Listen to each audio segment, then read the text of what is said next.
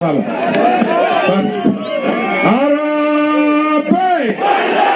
Harambee! Kwanza kabisa napenda nikushukuru aliyekuwa deputy wetu Rigathi Gachagua. Karibu sana Bomet. Karibu sana Kalonzo Musyoka. Karibu sana Eugene. Hapa Bomet Rigathi Gachagua tuko na wewe pamba tu pamba. Tuko na wewe pamba tu pamba. Wakazi wa Bomet tuliahidiwa vitu mingi. Ukiwa ndani kwa hiyo serikali, lakini ulipotoka tujaona chochote. Katika eneo letu pa Bomet, umepitia mlolongo, umeona barabara, highway yote iko na poto. Umeona daraja hapa, amekufa watu wetu kwa hiyo daraja. Lori akipita hii wana bodaboda Rigathi Gachagua tumepoteza wengi. Na waasiri anatoka jimbo letu la Bomet. Tunashangaza.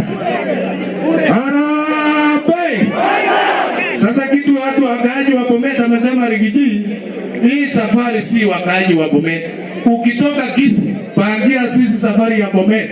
Tulikupigia kura 100%. Hatuna lawama.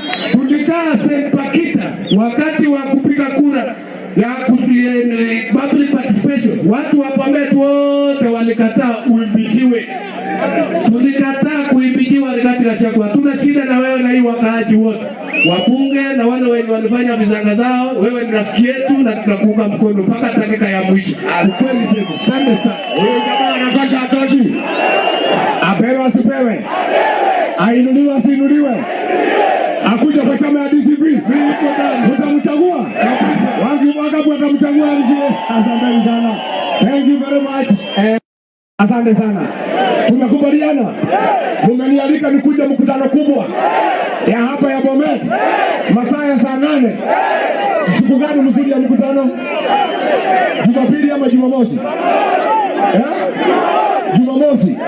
Basi mvua ikitulia nitatangaza mkutano kwa radio. Tukuje kuongea mambo yetu. Nyinyi wakifirizi watu yangu na sitakubali muumie. Tangu nitoke mambo yenu imeharibika. Hao wabunge wote maseneta wamesahau nyinyi. Waende wasiende? Wangapi wanasema